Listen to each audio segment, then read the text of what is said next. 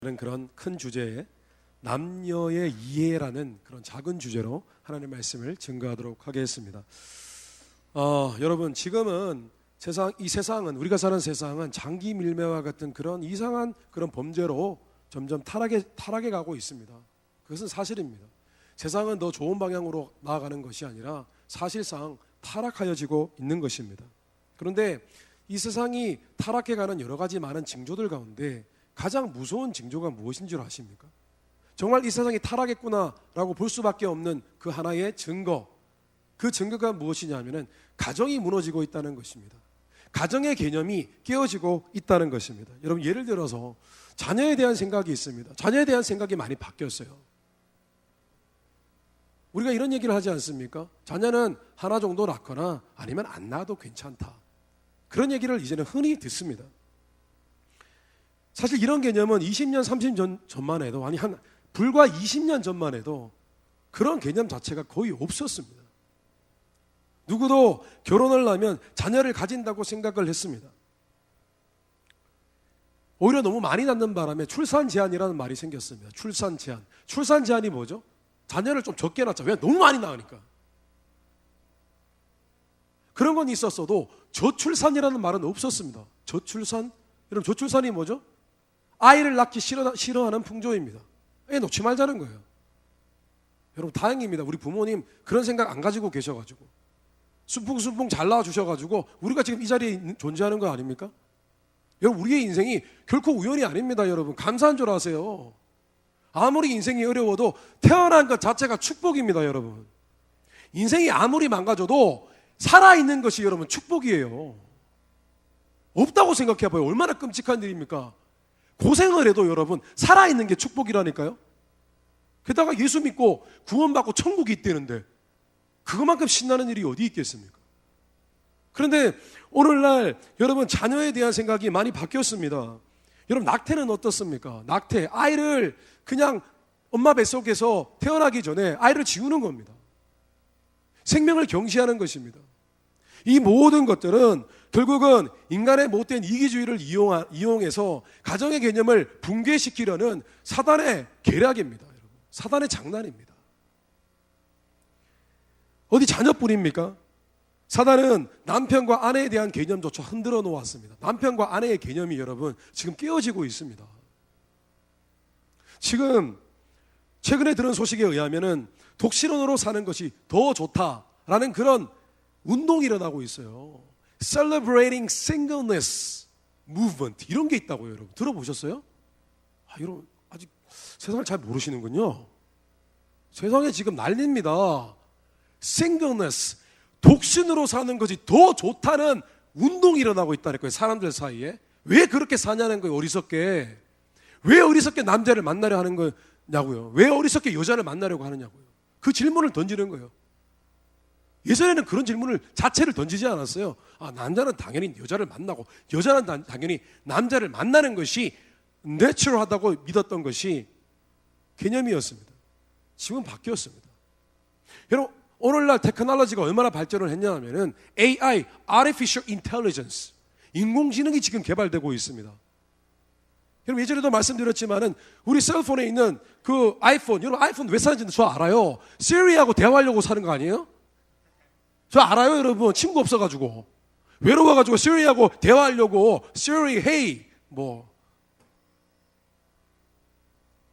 그다음 영어 안 되네. 그다음부터 나와줘야 되는데 술술 시리하고 얘기하고 싶어서 그런 거 아니에요? 지금 실제로 인공지능이 굉장히 많이 발달이 되었습니다. 그런데 이제 기술이 더 발달되면은 정말 사람 같은 로봇이 나옵니다. 사람과 같이 대화가 가능하고 한 그런 것들이 개발되는 것이 불과 이제 10년, 20년 안에 확실히 개발이 됩니다. 확신합니다. 거의 모든 펑션이, 모든 기능이 사람과 거의 동일시되는 그런 것들이 나오게 되어 있습니다. 여러분, 만약에 그렇게 나왔어요. 인공지능을 가진 로봇이 나왔습니다. 사람과 거의 기능이 똑같습니다. 비슷합니다. 내 얘기만 들어줍니다. 내가 얘기만 하면 웃어줍니다. 내가 얘기만 하면 무조건 순종합니다. 내가 화가 나서 막 화를 내도 위로해 줍니다.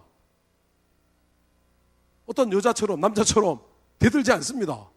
따지지 않습니다. 자, 그러면 여러분 결혼을 할까요? 하지 않을까요? 왜요? 왜 결혼을 합니까? 그 오빠하고 살면 되지. 모든 기능이 가능한데. 그렇지 않습니까? 이제 여러분 정말 가정의 개념, 부부의 개념이 붕괴될 시기가 얼마 남지 않았습니다. 여러분 그게 타락의 징조입니다.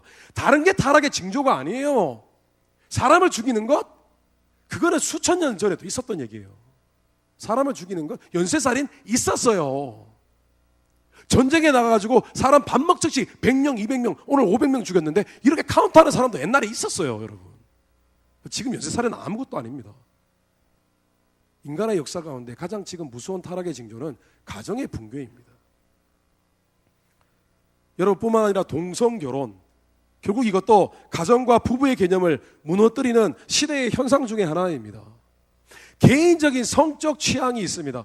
성적 취향이에요, 여러분. 동성결혼은 성적인 개인적인 왜곡된 취향입니다. 그 왜곡된 취향이 여러분 결국은 그 성적인 취향을 더 우선시 여기겠다는 인간 본연의 이기적인 본성에서 나온 것이 동성결혼입니다, 여러분. 동성결혼이에요. 그러나 여러분, 가정은요, 분명히 하나님의 아이디어입니다. 믿으십니까? 여러분, 이거 믿으셔야 됩니다. 가정은 하나님의 아이디어입니다. 동의하시는 분은 한번 따라해 보십시다. 가정은 하나님의 아이디어이다.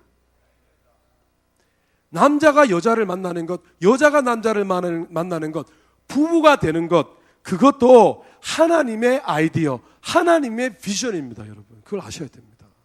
하나님의 비전이에요. 거기에 하나님께서 모든 소망을 두셨습니다. 그것이 창세기가 말하는 거예요. 그것이 하나님이 온 우주 만물을 창조하실 때에 가장 먼저 두신 하나님의 놀라운 계획이셨습니다. 처음 하나님께서 만물을 만드셨습니다. 남자를 창조하셨습니다. 미안합니다, 여성 여러분, 자매들. 하나님께서는 남자를 먼저 창조하셨습니다. 남자를 프로토타입으로 만드셨습니다. 하나님의 형상을 가장 가까이 닮은 존재로 하나님께서 완벽하게 만드셨습니다. 이것은 남자의 우수성을 이야기하는 것이 아니라 남자가 하나님을 많이 닮았습니다. 그런데 참 이상합니다. 분명 하나님께서 남자를 완벽하게 만드셨거든요. 처음 만들 때는 죄를 짓지 않았을 때 남자는 정말 완벽하게 만들어졌습니다. 아담을 하나님께서 그렇게 만드셨어요. 그런데 참 이상합니다. 하나님께서 남자를 보시면서 이런 말씀을 하십니다. It is not good for the man to be alone. 완벽하게 남자를 만들었는데 남자를 보시면서 남자가 혼자 사는 게 좋지 않다라고 하셨어요. 아담이. 그런데 여러분, 성경에 남자가 혼자 사는 것이 좋지 않다 할 때 남자라는 것은 여러분 아담을 얘기합니다. 또한 모든 남자를 얘기를 합니다. 왜냐하면 아담이라는 이름 자체가 원래 man, 남자라는 이름입니다. 제가 예전에도 그런 얘기 한 적이 있어요. 아담이라고 이름 지으면 안 돼요, 여러분. 그 사람은 그럼 man이에요. man 그거예요, 그냥. 아담 그러면 man 이게 얘기해요. 몰라요, 아담이 좋으면 지천지 뭐. 그 하나님이 아담을 보면 이렇게 말씀하신 겁니다. 자신이 만든 첫사람에게, 첫 남자에게 아담이 혼자 사는 게 참 보기 좋지 않구나, 그렇게 말씀을 하신 거예요. 여러분, 왜 하나님께서 뜬금없이 완벽하게 창조한 그 아담을 보면서 혼자 있는 게 좋지 않다고 말씀하셨을까요? 그 이유는 매우 단순합니다. 왜냐하면은 하나님의 관점에서는 혼자가 아니라 둘 이상, 복수, 단수가 아니라 싱귤러가 아니라 plural, 복수의 개념이 정말 가장 아이디얼, 이상적이고 가장 perfect, 완전한 모습이었기 때문입니다. 하나님의 계획 속에서는요, 하나가 아니라요, 둘, 셋인 거예요. 실제로 아담보다 더 일찍 창조된 것들이 있었어요. 뭐죠? 식물도 그렇고 동물도 그랬습니다. 그런데 특히 동물들을 보십시오. 동물들은 모두가 암컷, 수컷이 있습니다. 하나님께서 처음부터 그렇게 창조를 하신 거예요. 그리고 남자를 만드셨고 이거 안 되는데? 이것은 완전한 모습이 아니야. 이상적인 모습이 아니야. 라고 하신 것입니다. 그런데 더 놀라운 것은요, 하나님 자신도 하나가 아니에요. 단수의 개념이 아니세요. 하나님은 복수의 개념, plural, 여럿의 개념으로 존재하시는 하나님이세요. 우리가 잘 아는 삼위일체라는 교리가 있지 않습니까? 삼위일체가 뭐죠? 성부, 성자, 성령, 성부 하나님, 성자 하나님, 성령 하나님, 세 분이 하나의 본질로 한 분으로 계신 것이 바로 하나님입니다. 실제로 성경 말씀 구약 성경에 하나님을 지칭하는 엘로힘이라는 단어는 하나님이라는 뜻인데, 원래 하나님이라는 뜻인 엘이라는 그 단어의 복수형입니다. 우리로 치면 friend이 아니고 friends, 복수형이라고요. 그 하나님은 자신이 그런 복수적인 개념을 갖고 있기 때문에, 이런 복수가 리벤지가 아니에요. 오해하지 마세요. 그 여럿이라는 개념을 갖고 있기 때문에 모든 만물을 그렇게 복수적인 개념으로 창조하시고, 그것이 완전한 모습이라는 것입니다. 결국 하나님께서는 온 만물을 자신의 완전한 모습을 담게 창조하셨던 것입니다. 하나님도 셋, 우리도 셋인 거예요. 왜 셋이죠? 남자, 여자, 자녀. 셋인 거예요. 이게 완전한 것이죠. 그래서 여러분, 우리는 하나님 안에서 아름다운 믿음의 가정을 꾸려나가는 것을 우리의 삶의 중요한 목적과 사명으로 인식해야 됩니다. 이것은 단순히 사회적인 문화적인 통념이 아니라 이것은 하나님의 뜻이에요. 물론 결혼에 대해 긍정적인 소망과 기대를 가진 사람들에 한해서입니다. 만약 나는 결혼하지 않기로 했다고 하는 특별한 이유를 가진 사람들은 예외입니다. 그런 사람들이 존재합니다. 그러나 기본적으로 남자가 여자를 사랑하고 여자가 남자를 사랑하는 그런 마인드를 갖고 있는 사람들에게 한해서는 가정을 이루는 것은 그에게 삶의 목적과 이유가 되어야 된다는 것입니다. 자, 그렇다면 우리가 어떻게 아름다운 믿음의 가정을 세울 수 있을까요? 무엇보다 우리가 중요한 것은요, 우리는 남자를 알아야 돼요. 여자를 알아야 됩니다. 남자는 어떤 존재이며 여자는 어떤 존재인지를 정확히 알아야 됩니다. 도대체 남자는 뭘까? 여자는 뭘까? 그것을 알 때에 우리는 행복한 가정의 출발점인 좋은 남편이 되어질 수 있고 좋은 아내가 되어질 수 있기 때문입니다. 자, 여러분, 우리가 먼저 남자를 한번 알아봅시다. 남자를 알아야 됩니다. 여러분, 자매들에게만 드리는 말씀이 아닙니다. 남자도 자신이 누구인지를 알아야 됩니다. 잘 들어보십시오. 여러분, 이런 이야기는 쉽게 들을 수 있는 이야기가 아닙니다. 이런 설교를 하는 사람도 많지 않습니다. 여러분, 잘 들으셔야 됩니다. 먼저 남자를 알아야 됩니다. 여러분, 남자는 어떤 존재일까요? 남자는 어떤 존재일까요? 하나님이 남자를 창조하신 창조의 원리를 보면은 남자가 어떤 존재인지를 우리는 쉽게 이해할 수 있습니다. 하나님은 아담을 창조하실 때에 그로 하여금 만무리를 다스리는 역할을 하도록 설계하셨습니다. 여러분, 하나님은 남자를 만드실 때 절대적으로 한 가지의 사명을 주셨어요. 그것도 그에게 말로 자, 너는 앞으로 이런 일을 해야 돼 라고 하신 것이 아니라 그의 육체의 DNA 안에 그것을 심어 놓았어요. 어떻게 심어 놓았냐면 모든 것을 다스리는, 뭔가를 지배하고 다스리는, 돌보는 그런 사명을 주셨습니다. 하나님이 그렇게 남자를 설계하셨어요. 디자인을 하셨어요.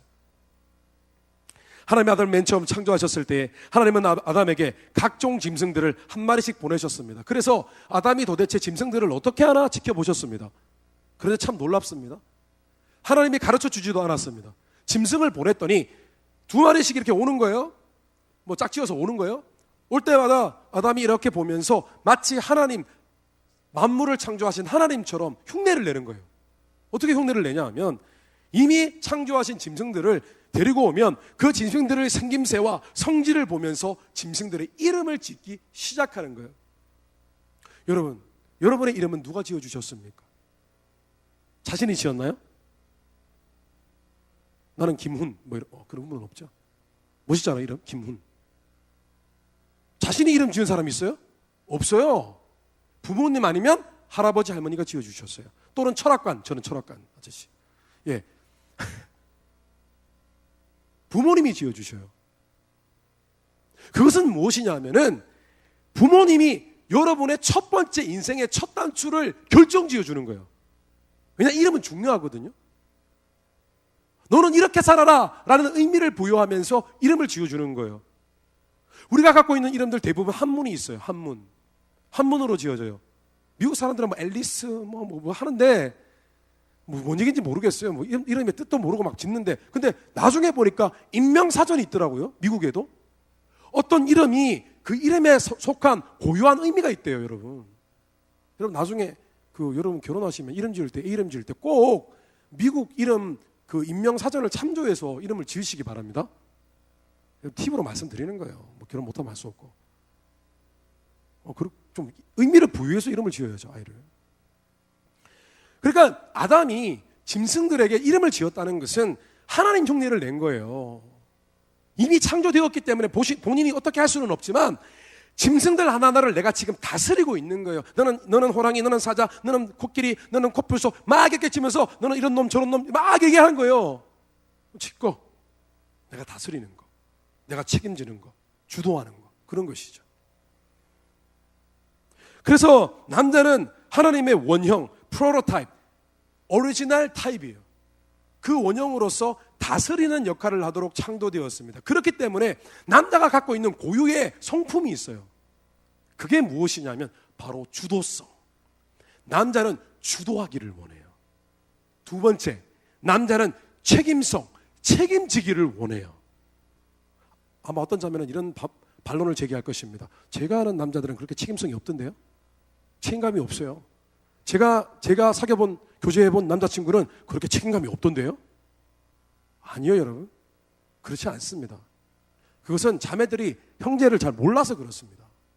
남자는 기본적으로 주도하고 싶어하고 책임지고 싶어합니다. 그런데 왜 책임감이 없냐 하면 본인이 책임을 지려고 하기 때문에 책임감이 없는 겁니다. 이해가 안 되시죠? 무슨 말이냐면 본인이 책임지려고 하는데 한계에 도달한 거예요. 책임 못 지겠다는 느낌이 드는 거예요. 그래서 포기해버리는 거예요.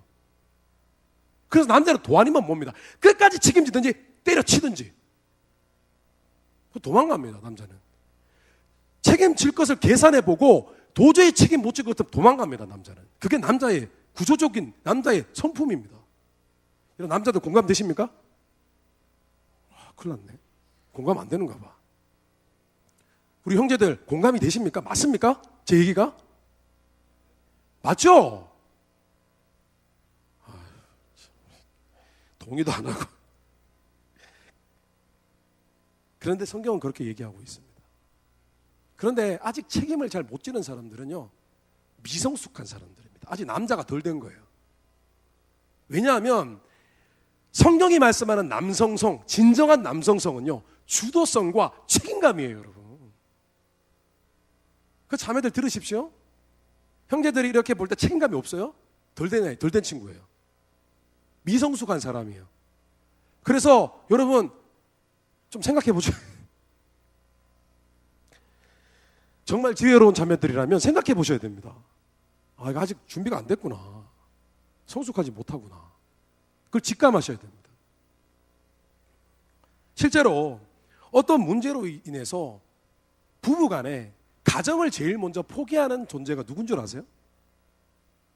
남편이 더 가정을 잘 포기할까요? 아내가 더 가정을 잘 포기할까요? 남편이 잘 포기합니다. 왜냐하면 남자는 책임을 지려고 하기 때문에 그것이 한계점에 오면 결국 포기해버립니다. 그런데 여자는요, 포기하지 않습니다. 왜냐하면 애시당초 책임을 지려는 마음이 없기 때문이에요. 여자는 책임을 짓기 위해서 뭔가를 버텨내지 않습니다. 여자는 애정으로, 사랑으로 버텨내는 것입니다. 맞습니까? 자매들? 책임감 아니에요. 그래서 성경은요, 덜 된 남자들을 위한 강하게 경고를 하고 있어요. 덜 된 남자들. 디모데후서 5장 8절 말씀, 이런 말씀이 있습니다. 누구든지 자기 친족, 특히 자기 가족을 돌보지 아니하면 믿음을 배반한 자요 불신자보다 더 악한 자니라. 누구한테 하는 말인 줄 아세요? 여자들에게 하는 말이 아니라 남자들에게 하는 말이에요.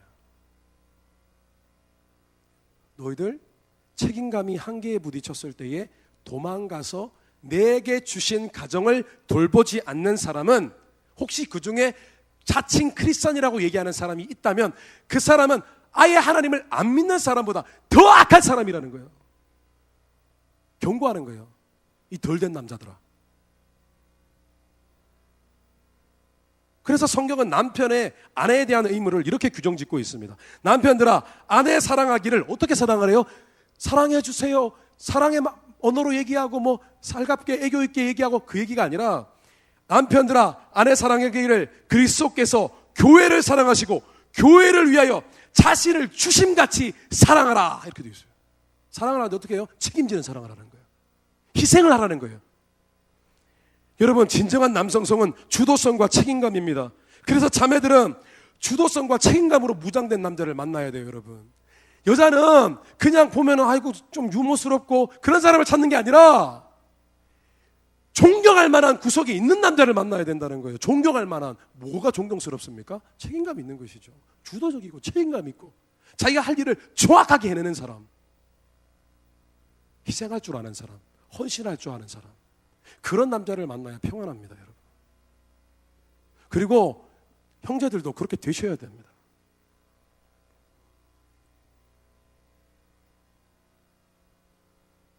그런데 남자가 이런 성향을 갖고 태어났기 때문에 남자는 칭찬받고 존중받는 것을 무지 좋아합니다. 남자가 주도적이고 책임감이 있기 때문에, 모든 것을 책임감으로 하기 때문에 남자는 칭찬받기를 좋아하고 존경받기를 좋아합니다. 리스펙 해주기를 원해요. 마치 하나님과 같습니다. 하나님이요, 왜 우리의 예배를 받기에 기뻐하시는 줄 아세요? 하나님이 책임을 갖고 이 땅을 창조하셨기 때문이에요. 그래서 우리의 존경, 우리의 경배, 하나님 받기를 원하시는 거예요. 남자도 똑같아요. 하나님 흉내낸다니까. 존경받기를 원해요. 어느 정도 존경받고 칭찬받기를 원하냐면은 마치 칭찬받고 존경받는 것을 사랑으로 착각할 정도로 그것을 좋아합니다. 저는 예전에 한번 말씀드린 적이 있습니다. 남자가 들었을 때에 사랑을 느끼는 사랑의 언어가 있어요. 그것은 사랑의 자기, 그게 아니에요. 사랑의 오빠, 그건 여자 쪽에서만 하는 얘기지. 그런 거 별로 중요하게 여기지 않습니다. 몇 번 들으면 그냥 씩 웃습니다. 그런데 남자가 정말 듣기를 원하는 사랑의 언어는 당신 너무 잘해요. 당신 최고예요. 당신은 정말 뭐든 잘할 수 있어요. 당신이 옳아요. 우리 자매도 한번 해보겠습니다. 당신이 옳아요. 연습 지금 말고 결혼해서 당신이 옳아요. 자매들 이거 이제 결혼이 불가능할 것 같아요. 당신이 최고예요. 우리 자매 한번 따라 보겠습니다. 당신이 최고예요. 자매 따라 안 하는데? 그래요, 뭐 혼자 사세요. 실제로 형제들에게 외면당하는 자매들을 보면은 그 특징이 표현이 냉소적이에요. 부정적이에요. 그리고 남자를 무시하는 경향이 있어요. 말을 할 때 은근슬쩍 무시를 해요. 남자들 절대로 마음 주지 않습니다. 절대로 마음 주지 않습니다. 절대로 마음 주지 않습니다. 그런데 남자를 칭찬해주면, 세워주면 묘한 기분을 느낍니다. 남자는. 얘가 나를 좋아하나? 그렇게 느낀다니까요. 정말. 얘가 나를 근데 잘한 게 없는데 잘한대요. 그래, 남자가 그렇게 오해하는 거예요. 자기 얘기만 많이 하고 핀잔 잘 주고, 남자한테 핀잔을 잘 주고, 그러면 남자가 슬그머니 떠나갑니다. 멀리 다시는 돌아오지 않습니다. 우리 자매들은 남자를 대하는 법을 배우셔야 됩니다. 특히 결혼하고 나서는 더욱 철저하게 남자의 성향에 맞게 대해 주셔야 됩니다. 왜냐하면 그것이 남편을 살리는 길이기 때문이에요. 남편은 죽일 수도 있고 살릴 수도 있어요. 아내의 말 한마디 때문에. 아내가 남편을 죽이는 가장 치명적인 말은 당신은 항상 그 모양이야. 당신 하는 일은 항상 그래. 당신은 조금도 나아지지 않아. 그 얘기 듣는 순간 남자는 끝이에요. 마음을 버립니다. 그 얘기를 몇 번씩 들으면 남자는 결국 아내를 사랑하지 않습니다. 사랑하지 않게 됩니다. 마음을 비웁니다. 아무리 신앙이 좋아도 마음을 비워버립니다. 그때부터. 그리고 성경 말씀에 미갈이라는 여자가 있어요. 미갈. 이름도 별로 좋지 않아요. 미갈이 뭐예요? 미갈? 다윗의 아내입니다. 다윗 왕의 아내예요. 사울 왕의 딸입니다. 왕족이에요. 왕족의 딸입니다. 그런데 미갈이 치명적인 실수를 저지릅니다. 우리 한번 찾아봐야 됩니다. 우리 성경 한번 찾아봅시다. 이거는 여러분 알아야 됩니다. 오늘 정말 중요합니다. 여러분 인생을 책임지는 말씀입니다. 사무엘하 6장. 여러분 오늘 너무나 중요한 말씀입니다.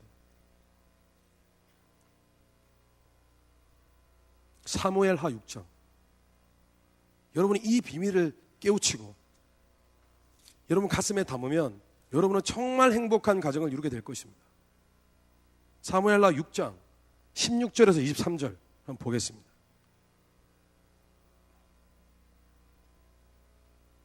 제가 스탑 그러면 여러분 멈추십시오. 우리 같이 한번 읽어보겠습니다. 시작.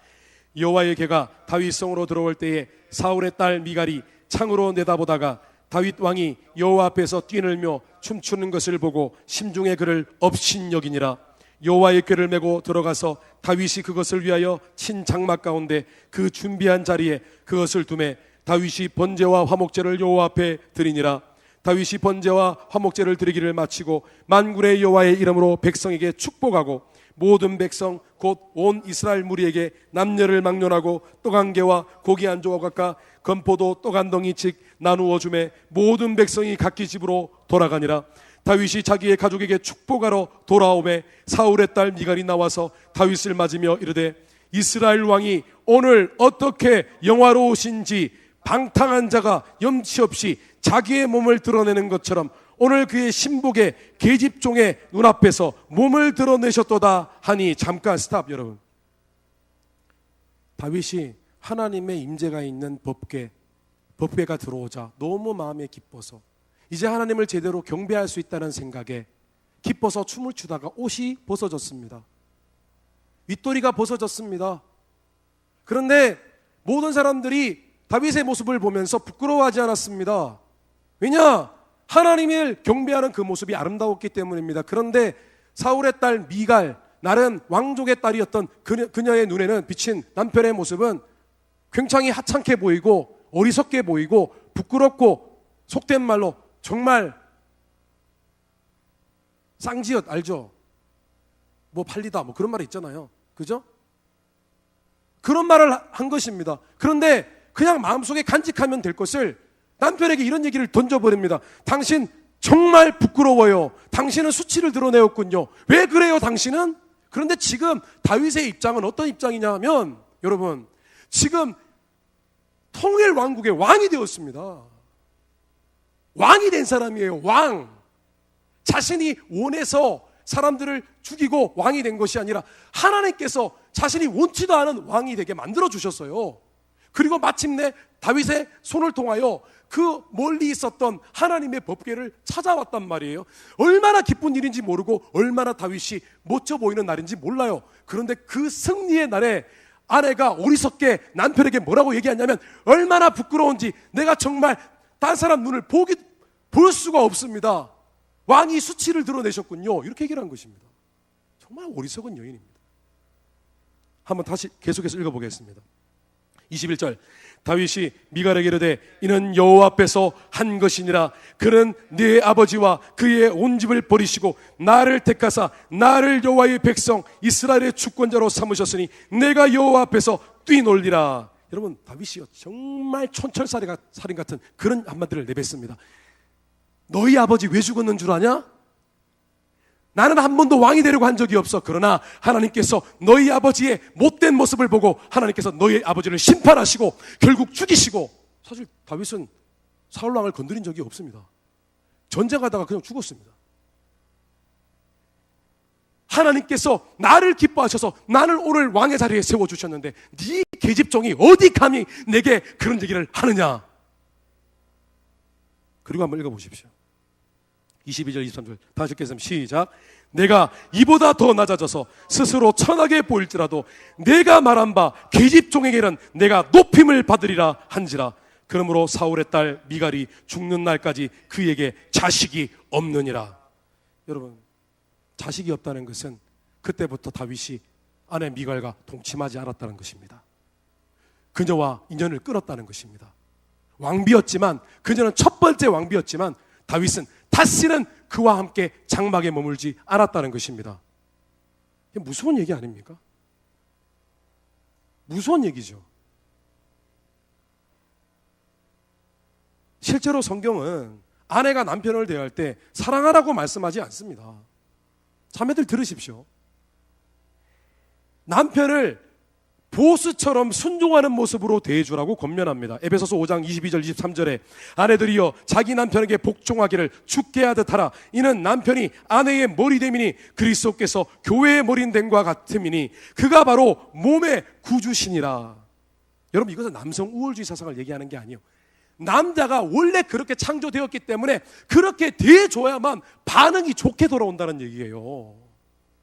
남자가 하나님, 주권적이고 책임감이 있는 하나님의 모습을 닮았기 때문에 그렇게 대해줘야, 그렇게 달래줘야 불쌍하지 않잖아요, 여러분.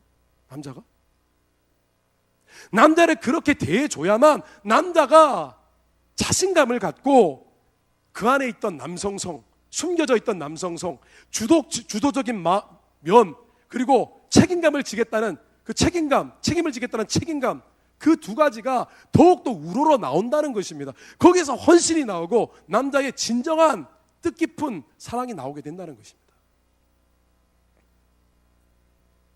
여러분, 우리가 잘 아는 바보온달과 평강공주, 여러분, 바보온달입니다. 진짜 바보는 아니었을 거예요. 좀 약간 어리석은, 좀 그런 사람이었을 거예요.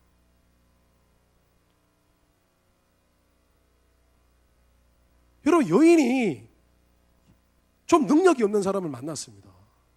그런데 그 여인이 능력이 없는 남자를 능력 있는 남자로 세웠습니다. 어떻게 그게 가능할까요? 가능합니다. 아이고, 너 잘한다 그러면 됩니다. 칭찬하고 격려해주고 존중해주면 남자는 그의 마음이 곧게 세워집니다.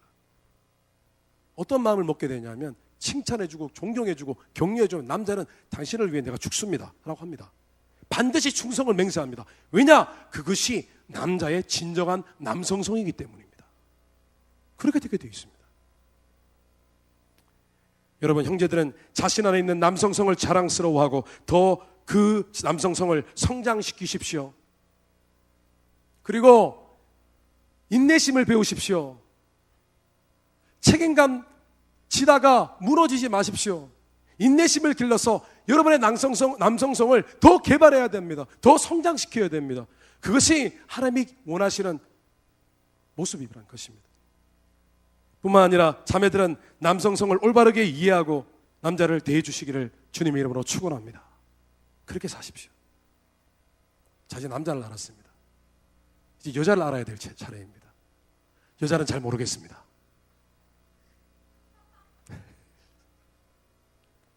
그러나 저의 17년 경험을 통하여 여자를 분석해 본 결과 여자도 결국은 하나님이 여성을 창조하신 목적을 알면은 우리는 어느 정도 이해할 수가 있습니다. 성경 말씀에 보면 하나님은 첫 여자인 하와를 만드실 때에 그녀를 아담을 돕는 존재로 만드셨습니다. 돕는 존재, helper, 돕는 사람이에요. 돕는 사람. 여러분, 여자는요 기본적으로 돕게 되어 있어요. 왜냐하면 하나님이 여성을 만들 때에 그 안에 DNA를 돕는 존재로 처음부터 만드셨기 때문입니다. 오늘 18절 말씀해 보니까 여호와 하나님이 이르시되 사람이 혼자 사는 것이 좋지 아니하니 내가 그를 위하여 돕는 배필을 지으리라 하시니라. 20절에 아담이 모든 가축과 공중의 새와 들의 모든 짐승에게 이름을 주니라. 아담이 돕는 배필이 없으므로. 여러분, 여기서 돕는 배필이라는 것은 영어로 이런 말입니다. A helper suitable for man. 남자를 옆에서 도와주기에 딱 좋은 사람. 남자를 옆에서 딱 밀어주고 서포트해주기에 딱 좋은 존재. 그런 의미입니다. 여러분 실제로 여자는 어떻게 창조되었습니까? 흙으로 창조되었습니까? 아닙니까? 여자는 뭘로 창조되었죠? 남자의 엉치뼈? 남자의 광대뼈? 남자의 갈비뼈로 창조가 되었습니다. 하나님께서 갈비뼈를 취하셨습니다. 여러분 생각해 보세요. 여자는 남자로부터 나왔습니다. 죄송합니다. 미안하지만 여자는 남자로부터 나왔습니다. 여러분 갈비뼈의 역할이 뭐죠? 갈비뼈의 역할이 뭡니까? 뜯기 좋아라고?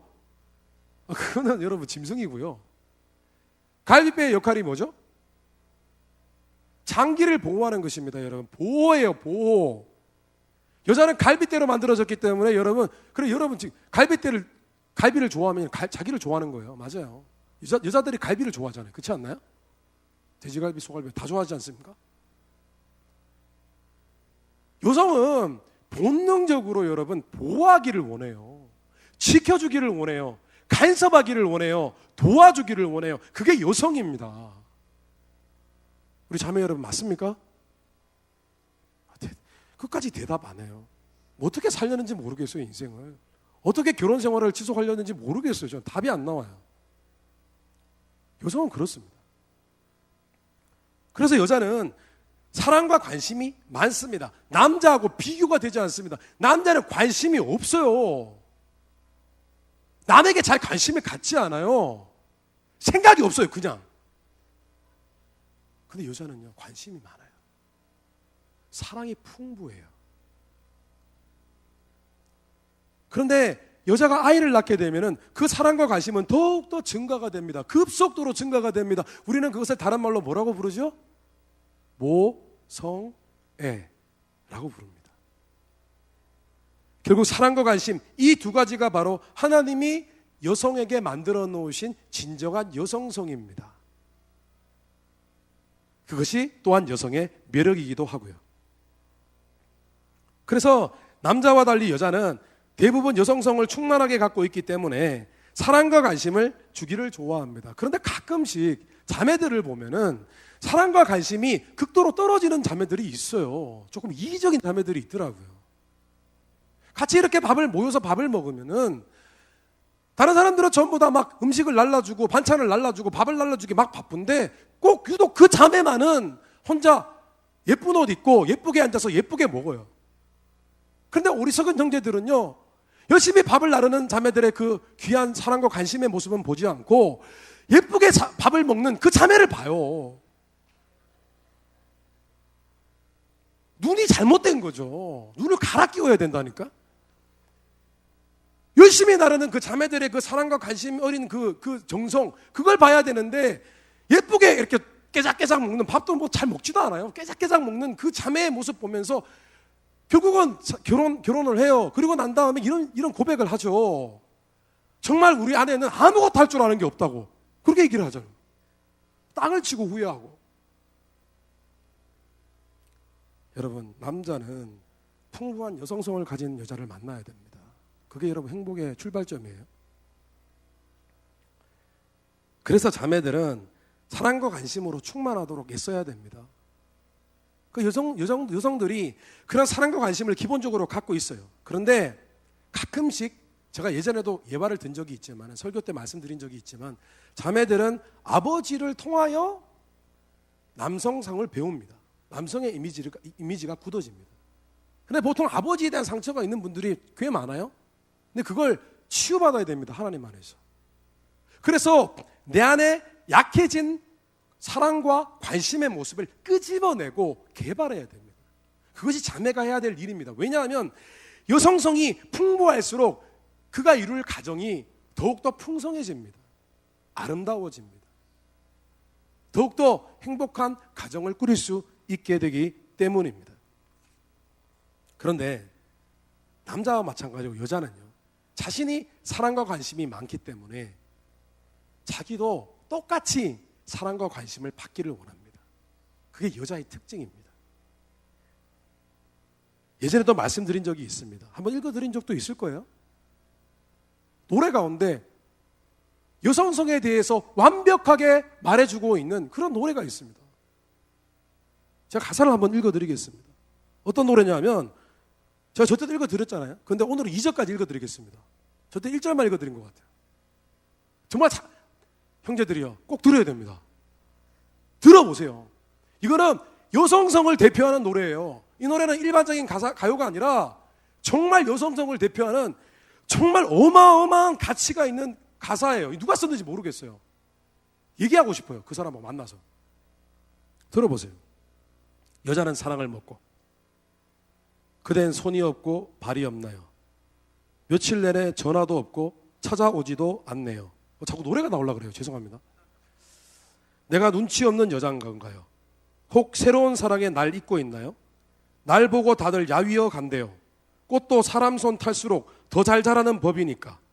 내가 바라는 건 사랑뿐이야. 나 갖고픈 건 그 마음이야. 부탁해요. 날 외롭게 두지 말아요. 나를 바라보는 그 눈길 하나, 사랑한다는 애틋한 말 하나 아세요? 여자는 오직 사랑을 먹고 산다는 걸. 2절. 아파도 아프단 말 못해요. 이런 내가 짐스러워 영영 나를 떠날까 봐. 내가 바라는 건 사랑뿐이야. 나 갖고픈 건 그 마음이야. 부탁해요. 날 외롭게 두지 말아요. 나를 바라보는 그 눈길 하나, 사랑한다는 애틋한 말 하나 아세요? 아세요? 여자는 오직 사랑을 먹고 산다는 걸. 내가 사랑한 건 그대뿐이야. 내 마음 다 준 한 사람이야. 더 이상 날 기다리게 하지 말아요. 나를 안아주는 그 손길 하나, 보고 싶단 살가운 말 하나. 그럼 기억하세요. 살가운 말 하나. 아세요? 여자는 그런 사랑에 웃고 운다는 걸. 여러분 맞아요. 이거. 자매들 이거 아니에요? 아니 지금 교제하고 있는 자매들 이거 아니에요? 왜 대답을 안 해? 부끄러워요? 맞잖아요. 자매들 원하는 거 이거 아니에요? 관심 받기 원하는 거 아니에요? 사랑한다는 말 한마디 듣고자 하는 거 아니에요? 그 자매들은 그거 하나로 풀려집니다. 모든 게 해결이 됩니다. 오늘 형제들을 보면 참 불쌍합니다. 어리석다고 생각이 듭니다. 여자 마음 하나 못 잡아요? 쉬운데 관심을 가져주면 됩니다. 진심으로 좋아한다고 얘기해주면 됩니다. 그리고 그것을 표현하면 됩니다. 여러분 남성 우리 형제들 결혼하면 여러분 기억하세요. 아내에게 어떻게 대해야 하냐. 그저 진심으로 당신을 아끼고 저는 사랑합니다. 당신 없으면 저는 아무것도 아니에요. 당신이 도왔기 때문에 내가 이 자리에 올 수 있었어요. 그렇게 인정해주면 됩니다. 그의 사랑과 관심을 인정해주면 됩니다. 그리고 사랑한다고 얘기해주면 됩니다. 왜냐하면 여자는 기본적으로 자신이 헬퍼라는 생각을 갖고 있고 남자에게 사랑과 관심을 쏟아부었다고 생각하기 때문에 그것을 인정받고 싶어합니다. 여성들은 그렇습니다. 내가 다 쏟아부었다고 생각합니다. 남자들은 그렇게 생각을 하지 않습니다. 네가 뭐 했는데 내가 더 했는데 그렇게 생각합니다. 그런데 여자는 아닙니다. 내가 다 했다고 생각합니다. 그래서 당신이 그렇게 됐다고 생각합니다. 그렇기 때문에 우리는 무조건 그런 줄 알아야 됩니다. 이유가 없습니다. 당신 덕택이야 라고 하면 됩니다. 그냥 나의 공로 잊어버리면 됩니다. 내가 헌신한 거 희생한 거 잊어버리면 됩니다. 당신이 잘했기 때문에 내가 잘됐다고 얘기하면 됩니다. 그러면 이해합니다. 모든 것이 받아들여집니다. 모든 것이 오케이입니다. 남자는 자기 자신을 위해서라도 여자를 대하는 법을 몸에 익혀야 합니다. 왜냐하면 여자는 사랑과 관심을 충분히 받지 못하게 되면 불만을 품게 됩니다. 그 안에 있던 사랑과 관심이 매정함과 공격성으로 바뀌게 됩니다. 그래서 간혹 보면은 결혼한 부부들 가운데 아내가 굉장히 독설적인 말을 자주 하고 부정적인 얘기를 자주 하는 분들이 있습니다. 아내들 중에서. 왜 그런 줄 아십니까? 누구 탓이겠습니까? 남자 탓입니다. 남편 탓입니다. 남편이 충분히 사랑을 주지 않았기 때문입니다. 여러분, 이 세상에 존재하는 모든 존재들 중에서 인풋과 아웃컴이 가장 확실한 존재는 여성입니다. 여러분. 여성은 사랑을 집어넣으면 사랑이 나옵니다. 비판하면 비판이 나옵니다. 사랑이 나오면 그 다음날 달라집니다. 사랑이 막 흘러나옵니다. 2배, 3배, 7배 막 흘러나옵니다. 그래서 형제들은 반드시 기억하십시오. 결혼 후에 혹시 아내가 어느 순간부터 계속 잔소리를 하기 시작하고 계속 내게 부정적인 얘기를 하기 시작합니까? 그러면 내가 잘못했구나 생각하면 됩니다. 내가 지금 뭔가 사랑을 충분히 공급해주지 못했구나라고 생각하면 됩니다. 이유가 없습니다. 뭐 논리적으로 내가 뭘 잘못했나 아니야, 그거 아닙니다. 내가 뭘 잘못했을까? 이걸 내가 바로 잡으면 될까? 이걸 고치면 될까? 아닙니다. 그거 절대로 아닙니다. 내가 내 아내에게 사랑한다는 말 한마디 못했구나. 내가 내 아내에게 사랑한다는 느낌을 채워주지 못했구나 라고 생각하면 정답입니다. 확실합니다. 맞습니다. 믿으십시오. 형제들이요, 믿으십시오. 그게 아니에요. 쓰레기통 안 버려서 그런 게 아니에요. 어리석은 형제들이요, 그 때문이 아니에요. 그냥 여성은 그러고 넘어갑니다. 사랑한다는 느낌 받으면 넘어가요. 근데 너무 자주 하면 한 소리 합니다. 그래서 성경은 아내에 대한 남편의 책임과 의무를 이렇게 규정하고 있습니다. 남편들아, 아내를 사랑하며 괴롭게 하지 말라. 남편 된 사람들, 공동번역 성경에 보면 남편 된 사람들은 자기 아내를 사랑하십시오. 아내를 모질게 대해서는 안 됩니다. 여러분, 아내를 모질게 대하면 큰일 납니다. 그러면 거친 아내가 됩니다. 강한 아내가 됩니다. 무서운 아내가 됩니다. 여러분, 여자는요, 습관성 치매를 앓고 있습니다. 왜냐하면요, 나쁜 얘기가 아니에요. 잘 들어보세요. 여자는 사랑한다고 얘기를 한 번 해도 또 듣고 싶어 합니다. 또 듣고 싶어 해요. 사랑했다고 남자는 꼭 그렇게 합니다. 야, 저때 내가 사랑한다고 얘기했잖아. X. 저때 사랑했는 건 아무 의미가 없습니다. 오늘 사랑한다고 얘기해야 됩니다. 오늘.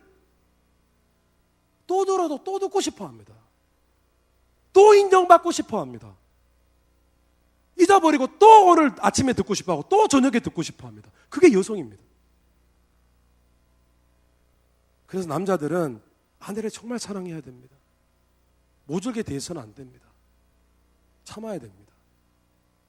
아주 오래전에 20, 30년 전에 타임지에, 그 유명한 타임지라는 매거진에 한 이야기가 실렸습니다. 아주 오래전에. 그 글의 제목은 히어로입니다. 히어로.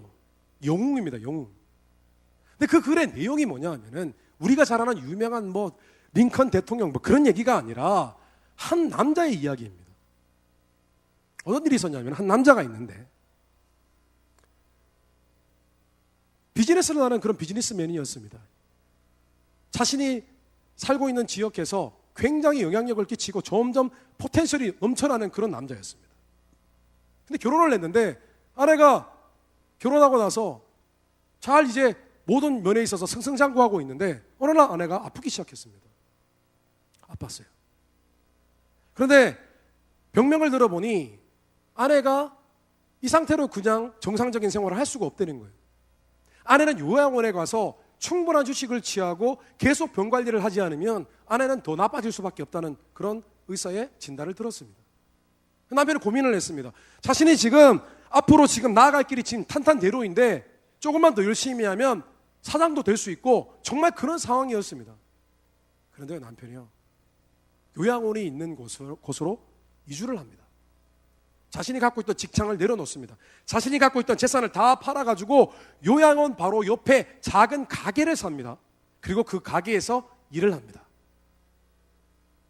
그리고 아내를 매일 같이 가서 요양원에 가서 돌봅니다.